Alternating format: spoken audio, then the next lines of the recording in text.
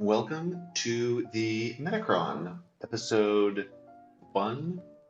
But more importantly, this is in between season 43 and season 44. So this show is taking the place of the Meta Minute, I guess. Well, I'll still do the Meta Minute after the first week, probably after the first week of each season. This is particularly just looking at datacrons in between the two seasons. Even more particularly, it's only looking at the datacrons that are currently farmable, so the current set that's in Conquest. At least this is how the current schedule works with Conquest. So this is only looking at set 10. I'm not looking at set 9 in terms of recommendations. I'm only looking at set 10. I include, like, my recommendations for this set are based upon what's available in set 9 already, like what you're fighting against, and what potentially we're going to lose in set 9 when it expires in 1 month, and what we'll get in set 10.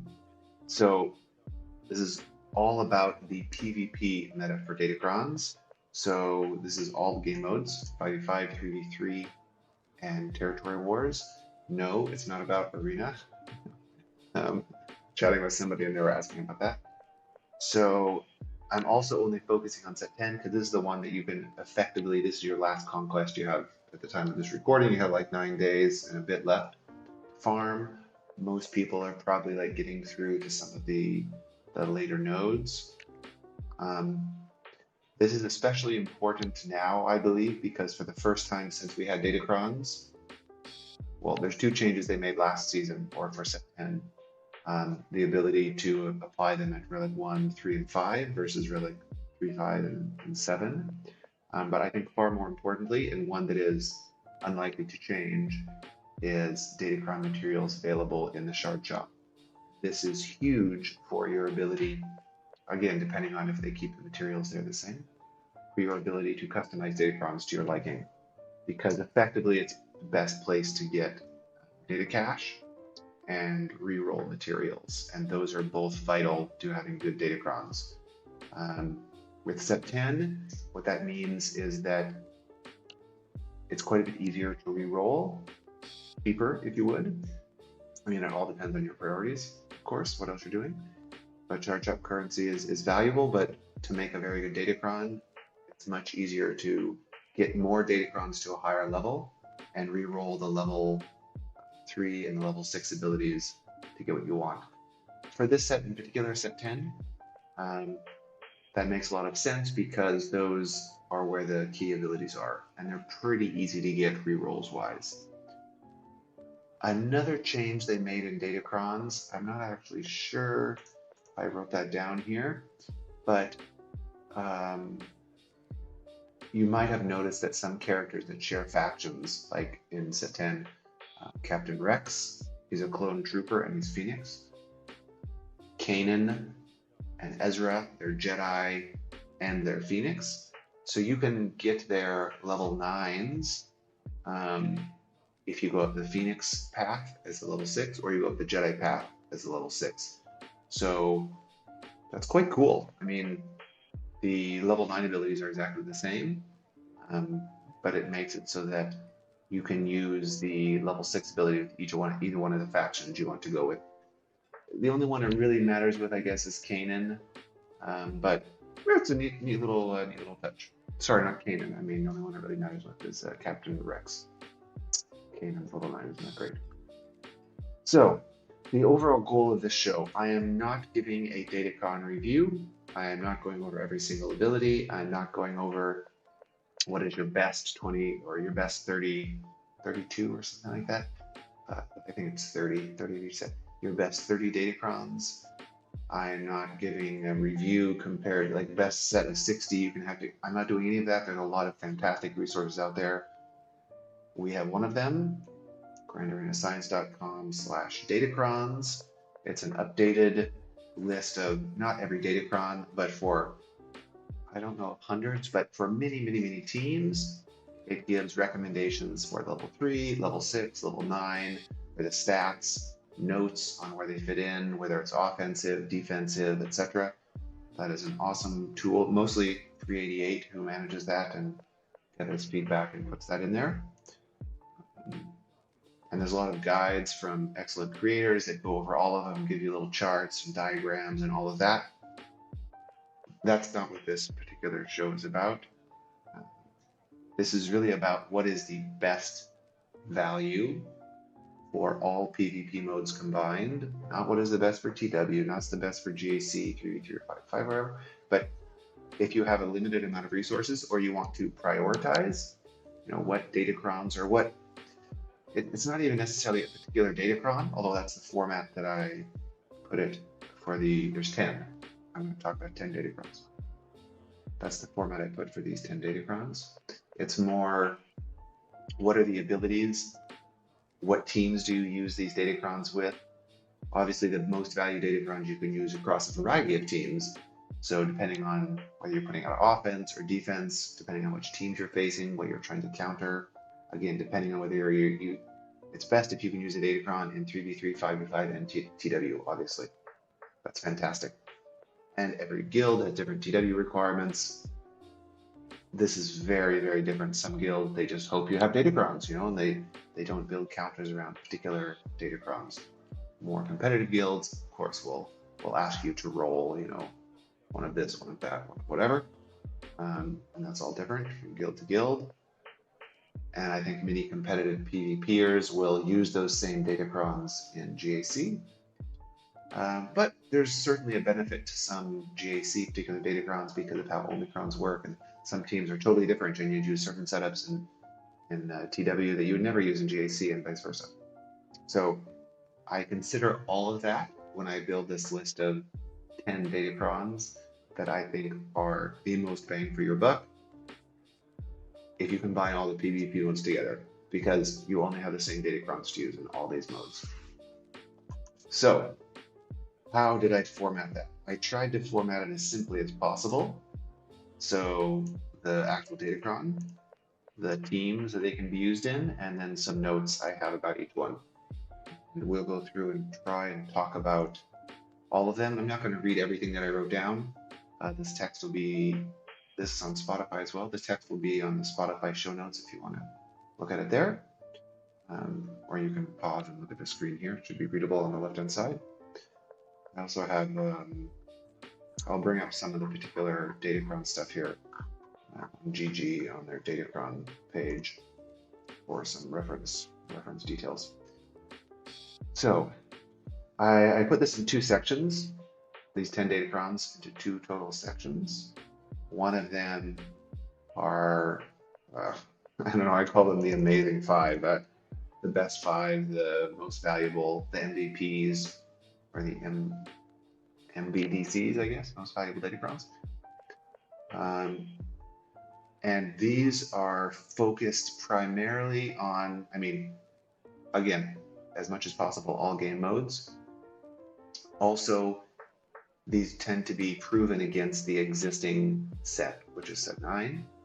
So they get a little bit of bump in evaluation because of what they can do versus the set 9 teams, which is what we have to fight for another month.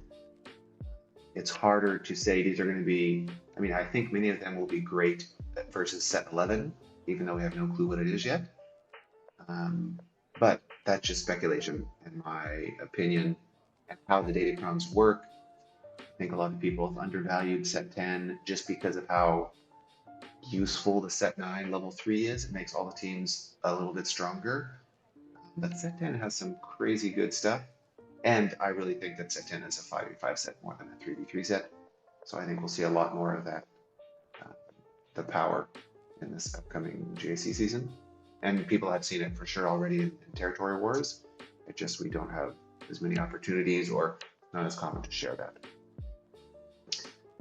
So let's go through. The first one is actually, I maybe cheated a little bit. I think you should duplicate this particular datacron because you will need at least 2 of them in every game mode. And in many cases, you'll you really want like 3 or 4 or something like that. So this is for Jedi.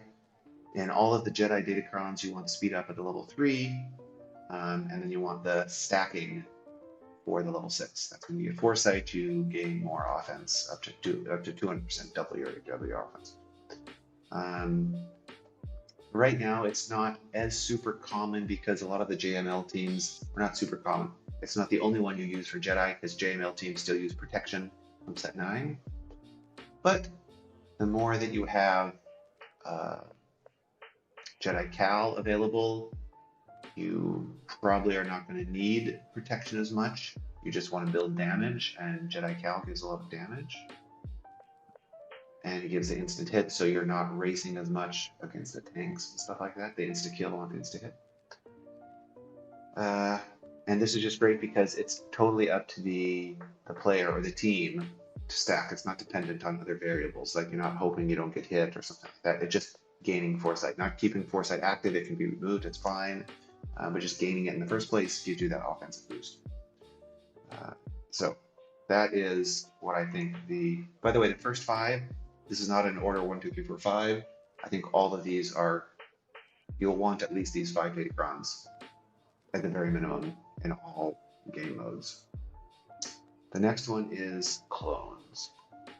So this is like a generic clone datacron where you want speed up, and then it's level 3. Most of these are speed up level 3s, by the way, but not all.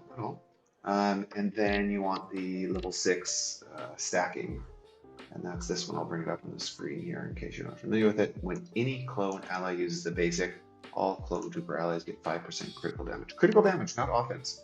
It's not like the Jedi version or the Phoenix version where they get stacking offense.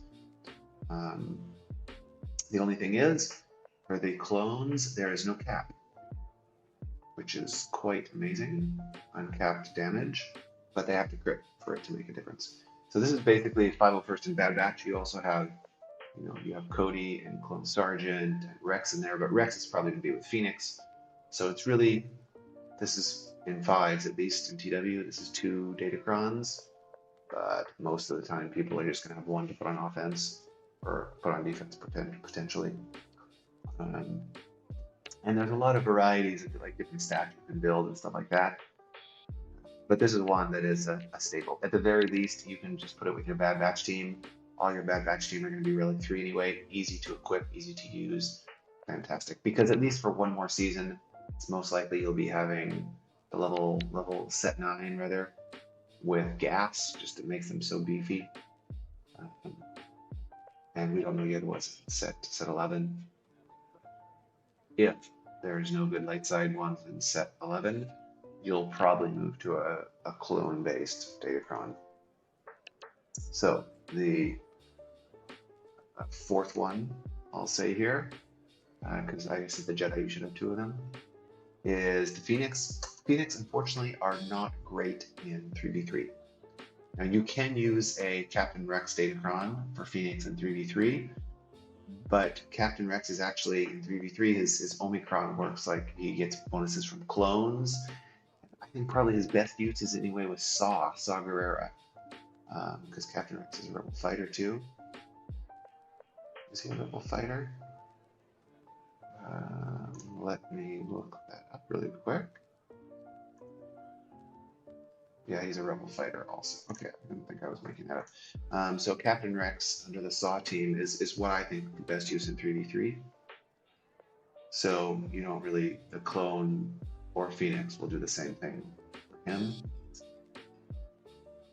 Anyway, so for the level 3, it's speed up. You want the stacking Phoenix one.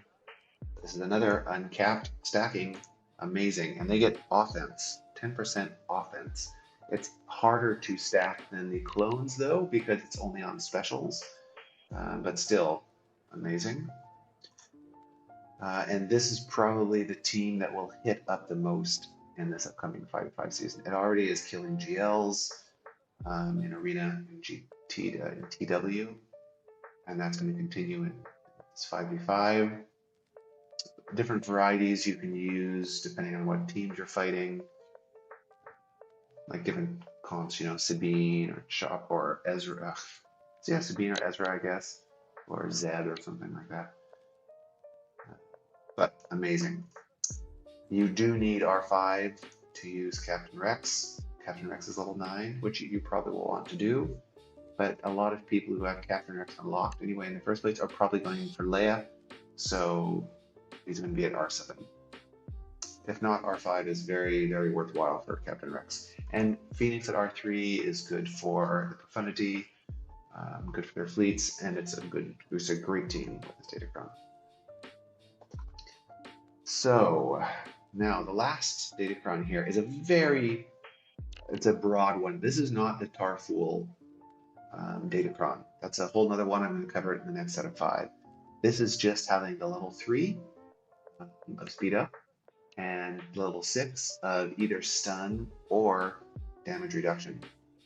In this particular example, I put stun. I think that is the most useful. But you can put, to great effect, you can put the Wookiee level 6 in a bunch of light side teams. You can put at least 2 Wookiees in, or 3 Wookiees even, in a dash team. Now this is if you don't have Tarfool, for example, or you don't want to get him. You can put 1 or 2 or 3 Wookiees in a Ray team. I've seen some very clever things out of that. You can, like timeout wise, it's pretty handy. Of course, you have the CLS team with 2 Wookiees in there. You have, like I said, dash, resistance. There's some very interesting places you can put Wookiees, and with their level 6 of stun on special, I mean, it's an unresistible, unavoidable stun. The only way you can not get stunned is if the team is immune to stun, like Malgus or Starkiller or something like that. But this is great. You can put them on offense, on defense. Everybody has at least at the minimum, Chewbacca and probably Chewpio, 3PO and Chewpio. Chewbacca and 3PO. I call them Chewpio. Amazing potential for this. Some people may not agree that he's like this is one of the top 5 datacrons you should have. I think it's unquestionable that you want a Wookiee level 6 stun in your top 5 datacrons. Fantastic. You can give them all sorts of different stats. Crit avoid. There's some clever stuff making like a huge full stack crit avoid Cron to put with Rey and give her Vandor and resistance veteran smuggler Chewbacca and the level 6. It's a very interesting little setup there.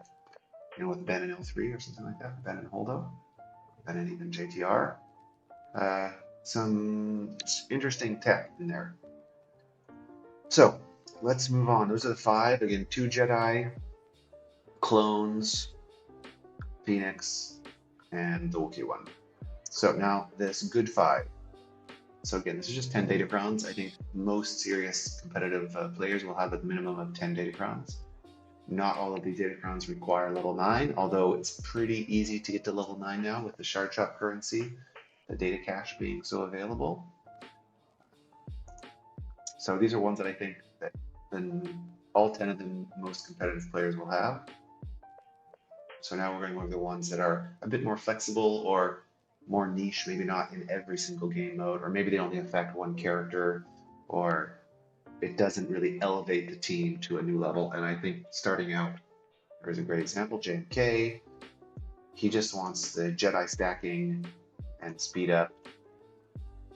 It's great. It allows him to kill Jabba easily still. Could it be more valuable in 5s where you have other Jedi to gain from the foresight? But still, there's usually not a lot of other damaging Jedi in JMK's team. So it's nice. It's very nice, but it's not hugely critical. I think he can probably do most of the things, although it does help versus Lord Vader a lot. Most of the things without this, but this just makes it quite easy and reliable. So, Tarfool. This is speed up level 3 or dispel. Actually, dispel is quite nice because the only thing that really shuts down the Tarfool team currently is stuns. Like, for example, if you're using Wookiee level 6. So having some potential to clean the stuns or ability blocks or something like that is very helpful. You absolutely must have the force. The best is to have the foresight defense stacking level 6. That is this one right here. But you also have this damage reduction, which is nice. But really, you want the defense stacking. In most situations, it's better. The um, optional one, or the other one to have damage reduction, I'll talk about a little bit in the last reference here. So this is Tarful Wookiees. It's very specific. You need to have Tarful Relic up, Relic 5. It's a fantastic team, all the datacrons around. A fantastic team. GAC TW, 3s, 5s, whatever. But it's going to lose a lot of its power when the datacron goes away. Here's another one that's going to lose a lot of power when the datacron goes away, but is an incredibly powerful team. The downside is, at least when you have gas with set 3, you're definitely losing a bit because you have to give up the 501st. You could do it with Bad Batch, but 501st is better because it removes a lot of the RNG because you have more than 5 clones attacking, or you have more than 5 basics. So this is a Cody lead. If you're not familiar with the Cody lead and why this is amazing, it's an infinite loop. So whenever another ally attacks during Cody's turn, that ally and Cody gain 25% turn meter. So right here, that is his 6-turn cooldown. He is included as one of those allies, so it's 5 people attacking, reduces the cooldown to 1, he takes a turn, cooldown's up, he can go again. But each assist has to score a critical hit. So Cody gives out quite a lot of critical hit on his leadership, 30% critical chance to himself and clone allies, so they should all be clones, 30% critical chance, and you want a datacron with a lot of critical chance. And then the level 9 that Cody gets is, like I said, this turn meter here. So essentially, if you have that, speed up is very nice, no reason to get anything else. And the clone stacking level 6, which gives unlimited stacking of crit damage whenever a basic. So every mass attack that he's doing, there'll be probably 6 basics, maybe 7, because 5s could attack twice, and Echo could attack twice. Could Echo attack twice, or does it have to be a clone, a 501st ally's turn? I forget that, but you want 5s to attack twice. So there'll be 6 attacks, and that's going to be 30% critical damage every time that Cody uses his mass assist, and that should be every time, assuming they're critting. So there are limitations. You have to be able to gain turn meter, you have to be able to crit, so it sort of takes away a lot of the GLs from that target. But as long as a team doesn't have a lot of reactive turn meter or some way to prevent crits, if Cody takes a turn and everybody's cleansed, it could be easy because usually Rex will be fastest, and Rex should be able to cleanse everybody with a special before Cody takes his turn. Cody should go and never stop until everybody's dead. It's a ridiculously powerful team. Niche, but super powerful, and the only infinite loop available in set 10. Sort of like Marin has an infinite loop available in set 9, but that one is still, I think it's bugged. It is bugged, but they haven't fixed that bug yet, not being able to take turns over and over. But anyway, maybe there's a bug with this one. I've seen it work once, that's all. But it's pretty awesome. So I would highly recommend this if you can get it going. Again, it's because you have to sort of give up gas, and that team is so good with set 9. I'm not sure how many people will use it, and I don't know that Cody could beat a team that gas. Yeah, for sure, there's some teams that Cody could beat that gas could not be beat. But is it worth it to give up gas? That's a more difficult question. The last one. This is a lot of text here.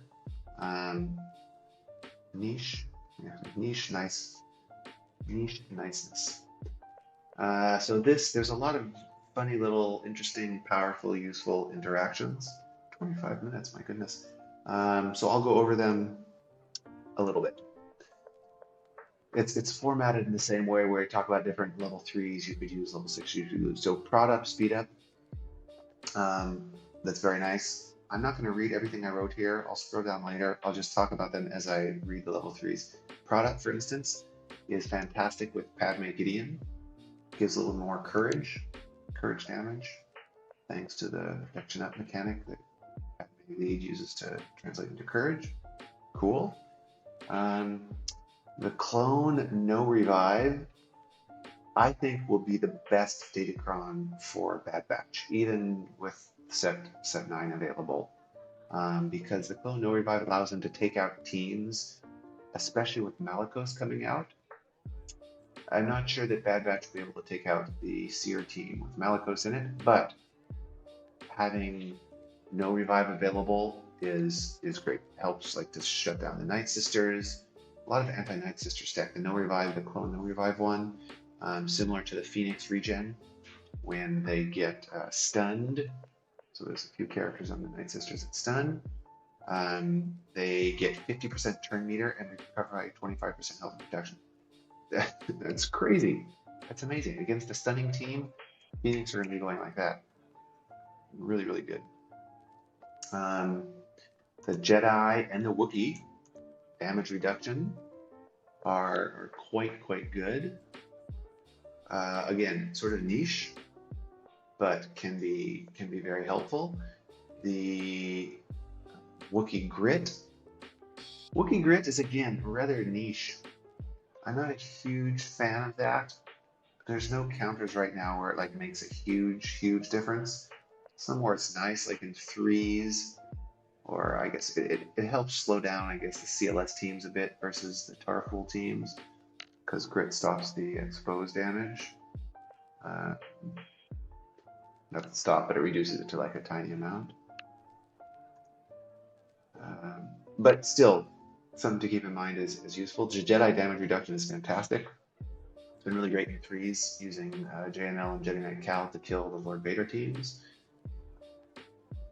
Again, it's great in 5s too. I think we'll see more uses of it than we see now, especially since there's so many Jedi and you can piece together a lot of different teams. Let's see, besides that, yeah, it's really all about this. Again, it's niche. All of these things are very niche. You have to know when to use them. Probably best on offense, especially with set 9. Almost always you're going to put set 9 on defense. Not always, but almost always. So keep the niche set 10 things for offense. So that's all we have for this, the very first version of the show. Half an hour maybe is a bit long. I'd like to try and do it around 20 minutes.